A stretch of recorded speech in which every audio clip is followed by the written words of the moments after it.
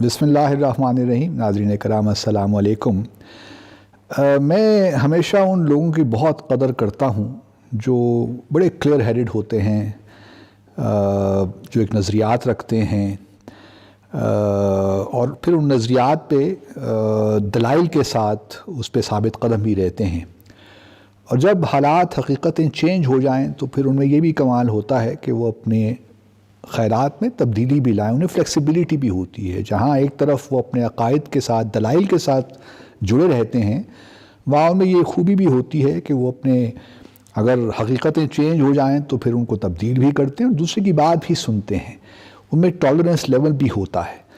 تو آج ایک ایسے ہی شخص جن کو آپ سب جانتے ہیں، زید زمان حامد صاحب، کسی تعارف کے محتاج نہیں ہیں، وہ آج میرے غریب خانے میں نے ان کو مدعو کیا، ان سے درخواست کی کہ آئیے یہاں مل بیٹھ کے انفارملی کچھ باتیں کرتے ہیں جو ہماری ریاست کو مسائل درپیش ہیں، بہت داخلی طور پہ اور خارجی محاذ پہ، اور دیکھتے ہیں کہ پاکستان کہاں کھڑا ہے اور کہاں جانا چاہیے، کیا اقدامات ہم لے سکتے ہیں. کیونکہ ان کا اپنا ایک نقطہ نظر ہے، آپ اس سے اختلاف کریں، اتفاق کریں، لیکن بہرحال ان کے پاس اپنا نقطہ نظر پیش کرنے کے لیے دلائل کی کمی نہیں ہے. تو ہم آج اسی پس منظر پہ بات کریں گے. ممکن ہے کہ میں بھی ان سے کچھ باتوں سے اختلاف کروں، یہ میری کچھ باتوں سے اختلاف کریں، لیکن آج کی نشست کا مقصد بنیادی طور پہ یہی ہے کہ جو پاکستان کے مسائل ہیں، جو ہمیں چیلنجز درپیش ہیں، ان کو ہم سامنے لائیں اور کچھ سجیسٹ بھی کریں اداروں کو، حکومتی ریاست کے اداروں کو، کہ کس طرح ہمیں آگے بڑھنا چاہیے. تو زید صاحب، تھینک یو ویری مچ. میں دل کی گہرائیوں سے آپ کو بہت مشکور ہوں. Honour to be with you. Very kind of you کہ آپ نے اس غریب خانے کو رونق بخشی. پہلے میں کل دیکھ رہا تھا وزیر اعظم کو، ان کی تقریر کو سن رہا تھا، تو اس کے بعد پھر میں نے مجھ سے رہا نہیں گیا، سچی بات ہی، اور پھر میں نے ایک ٹویٹ بھی کر دیا کہ مجھے پرائم منسٹر بڑے فرسٹریٹڈ لگ رہے تھے، اور جو انہوں نے میمکنگ کی پولیٹیکل اوپوننٹس کی، وہ مجھے لگتا تھا کہ پرائم منسٹر کی شایان شان نہیں ہے.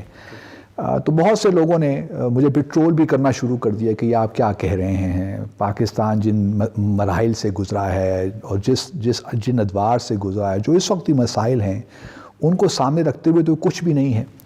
اب دیکھیے، پرائم منسٹر صاحب نے ایک ریاست مدینہ کا معاملہ الیکشن کے بعد شروع کیا. ایک نظریاتی ملک تو ہم ہیں ہی ہیں، ریاست تو ہم ہیں ہی ہیں، اس میں تو قطعاً کوئی شک نہیں ہے. آپ کیا سمجھتے ہیں کہ کیا اس وقت مجموعی حالات کیا ہیں پاکستان کی نظریے کو سامنے رکھتے ہوئے، ہماری تاریخ کو سامنے رکھتے ہوئے، بھارت کے ساتھ ایک نیا ملک بنانے کا جو پورا ایک کانسیپٹ تھا قائد کا، اس کو سامنے رکھتے ہوئے اس وقت آپ پاکستان کی مجموعی صورتحال پہ آپ کا جنرل تجزیہ کیا ہوگا؟ جہاں تک پاکستان کا تعلق ہے، we all know کہ we are a spiritually ideological state. Pakistan کا نظریہ پہلے آیا تھا، ایبسولوٹلی، ریاست تو بعد میں باتیں بنی.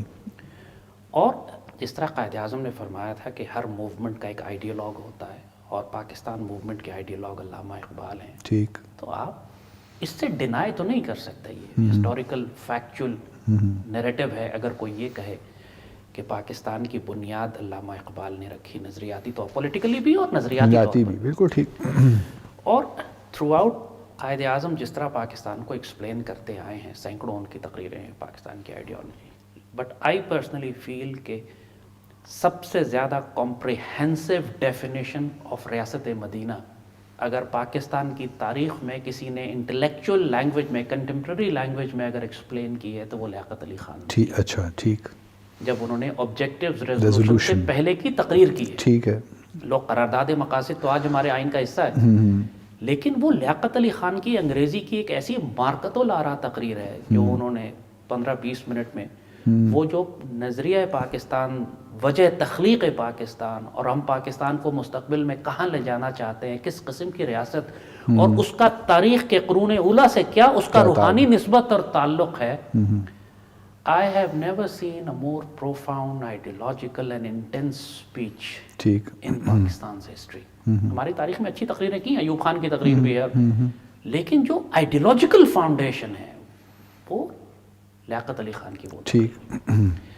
اور اس میں انہوں نے جس پاکستان کا کانسیپٹ دیا تھا جو ایکچوئل ریاست مدینہ کا پاکستان تھا، انہوں نے خود کہا کہ ہم نے اپنی فاؤنڈیشنز ہی اپنے جو ہمارے اسپریچول انسیسٹرز ہیں ہم نے ان کی آئیڈیالوجی کے اوپر بلڈ کر کے اس پاکستان کو بنایا. اور قرارداد مقاصد دیکھیں آپ تو وہ ایگزیکٹلی اس کے پوائنٹ سارے وہی ہیں. بالکل.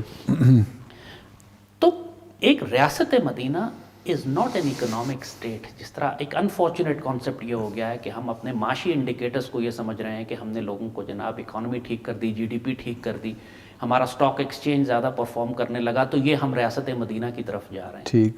دس از کمپلیٹ بلونی، کمپلیٹ مس انڈرسٹینڈنگ. This is insane actually. ریاست Medina was a moral spiritual state. Absolutely. بالکل. وہاں وہ دنیا کی سب سے غریب ریاست تھی، لیکن اخلاقی طور پہ جو صحابہ اخلاقی تھے، طور پہ جو جس لوگ لیول کے انسان تھے، بالکل. وہاں پر کردار سازی کا جو مقام تھا، ایبسولوٹلی. انسان سازی کا جو مقام تھا، اس سے زیادہ خوبصورت اعلیٰ کردار مورل ہائی گراؤنڈ پر کائنات میں انسان ویسے پیدا کیونکہ جب انڈیویژلز مورل اسٹینڈرڈ کے اس مقام پہ کھڑے ہوں تو ریاست خود بخود پھر ریاستیں بنتی ہیں ان سے. بنتی آتی ہیں. اس مدینے حضرت عمر رضی اللہ تعالیٰ عنہ اونٹوں کے چرواہے تھے، اونٹ چرایا کرتے تھے. بالکل. ان کو اللہ تعالیٰ نے اس ریاست مدینہ کی تربیت سے اس مقام پر پہنچا دیا کہ دنیا میں ان سے بڑا ایڈمنسٹریٹر کائنات میں پیدا نہیں ہوا. بالکل. رومن اور پرشین امپائرز کو ڈیفیٹ کر کے وہاں پہ ایک اسلامک سویلائزیشن بلڈ کی جو آج بھی وہ سارے علاقے مسلمان ہیں جو حضرت عمر نے فتح کیے تھے. بالکل. Absolutely. And those people converted because of the morality, moral high ground of those people. Not because of the economy that was brought onto them. بلکہ اکانومی تو لائی نہیں گئی تھی، وہ تو بڑی پاورفل امپائرز میں رہتے. بالکل. سو جو مسکنسیپشن ہمارے پاس اس وقت ہمارا ہمیشہ لیڈر کے لیے ایک بہت ضروری ہے کہ وہ فلاسفر بھی ہونا چاہیے. Quaid Azam was a philosopher. علامہ اقبال نے ان کو فلاسفر بنا دیا. بالکل.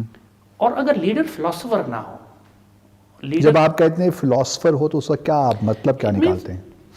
اس کے پاس انٹرنسک ڈیپتھ ہونی چاہیے on the philosophy of history, on the philosophy of religion, on the philosophy of ideology. مطلب آسان الفاظ میں ہم کہیں تو چیزوں کو صحیح پرسپیکٹو میں دیکھنے کی ابیلٹی. اگر اقبال کی زبان میں بات کروں تو نگاہ بلند کے ساتھ، سخن دل نواز کے ساتھ جہاں پرسوز ہونا ضروری ہے. ایبسولوٹلی. ٹھیک ہے. اقبال نے ڈیفائن کر دیا. بالکل.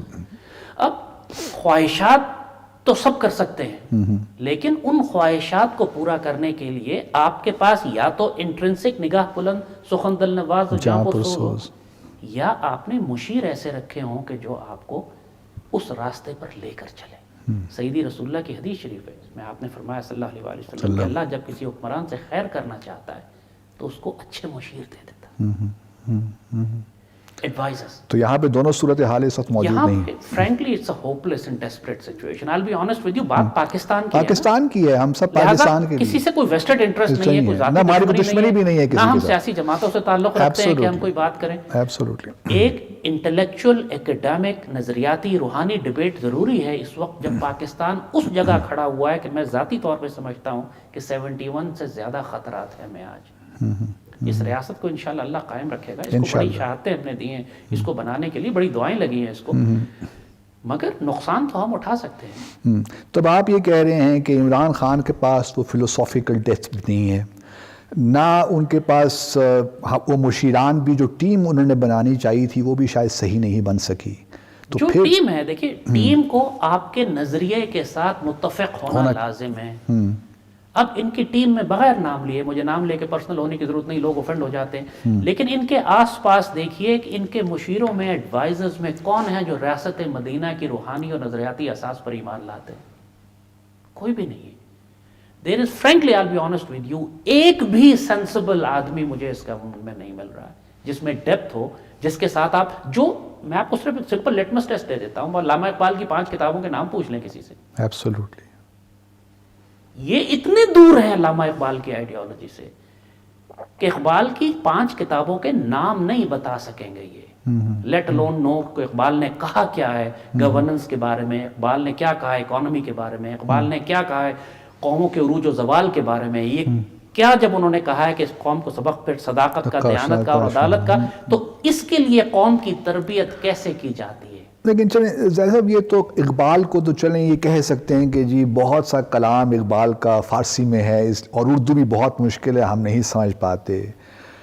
یہ تو سارا ہمارا تعلیمی نظام ہی اس قدر بگڑ چکا ہے میرے حساب سے کہ یہاں پہ ہم طبقاتی نظام ہے، چار ایجوکیشن اسٹریمز چل رہی ہیں. پبلک میں ہے کوئی اے لیولز کر رہا ہے، انٹرنیشنل بیکلریٹ ہے، ہزاروں چیزیں یہاں چل رہی ہیں. تو ایک قسم کی کنفیوژن ہے. جب کسی ریاست کا تعلیمی نظام اتنا گڑبڑ ہو تو کیا توقع رکھیں ہم کہ اچھے لوگ آئیں گے؟ ہوا یہی ہے. قائد اعظم نے جو بات کہی تھی نا بھائی صاحب کہ جب پاکستان آزاد ہو گیا تو آپ نے فرمایا کہ میری قوم آزاد ہو گئی ہے لیکن ابھی اس کو احساس نہیں ہے کہ ہم آزاد ہو گئے. مجھے پاکستان میں بتائیے، تعلیمی نظام تو ایک مثال ہے. کیا پاکستان کی جوڈیشری 1860 کی نہیں بنی ہوئی؟ ایبسولوٹلی. کیا ہماری آرم فورسز میں جو نظام چل رہا ہے وہ 1860 کا برٹش آرمی کا نہیں بنا ہوا ہے؟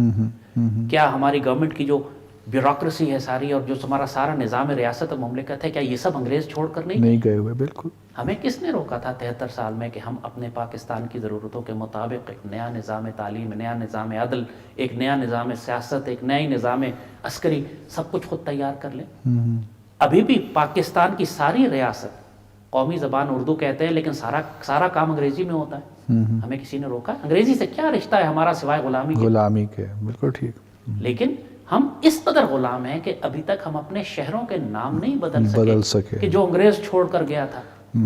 بلکہ ٹیلی ویژن کے جتنے پروگرامز ہیں، اردو ٹاک شوز ہیں، لیکن ساروں کے نام انگریزی. یہ جو سب سے بڑا ظلم آپ نے کہا نا کہ اقبال چونکہ اردو میں ہے اور فارسی میں لوگوں کو سمجھ میں نہیں آتا. آپ ہر جنریشن کو دیکھیے کہ ہماری ہر جنریشن پچھلی گزری ہوئی جنریشن کے مقابلے میں اپنی جڑوں سے اکھڑتی جا رہی ہے. بالکل. جس کو نہ اردو آتی ہے، اس جنریشن کو تو خاص طور پر اردو نہ کوشش بھی کوئی کرتا ہے. اسٹیٹ پالیسی ہے اردو نہیں سکھانی، کیونکہ اردو کے ساتھ آپ ایک کمرشل انٹرسٹ جو ہے نا وہ پروٹیکٹ نہیں ہوتے، یا آپ سمجھتے ہیں کیونکہ اپرچونٹیز نہیں ہے نا. آپ کی ساری جو روزگار کی اپرچونٹیز ہیں کریئر کی، وہ انگریزی کے ساتھ، کیونکہ جب ریاست کا مطمع نظر صرف اکنامک ہے. ایبسولوٹلی. تو پھر آپ کی جانور نسل پیدا کرتے ہیں. ٹھیک ہے. جو امریکہ میں پیدا ہوئی ہے، ویسٹرن سویلائزیشن نے کیا کیا؟ چلیں ایک اس میں وقفہ لیتے ہیں، کیونکہ ابھی جو آپ نے بات کی نا کہ ہمیں کس نے روکا، یہ میرے ذہن میں اٹک گئی یہ بات. تو اس کے بارے میں بھی بہت سے لوگوں کے بہت سی تھیریز ہیں، تو اگلے ہم سیگمنٹ میں ڈسکس کرتے ہیں.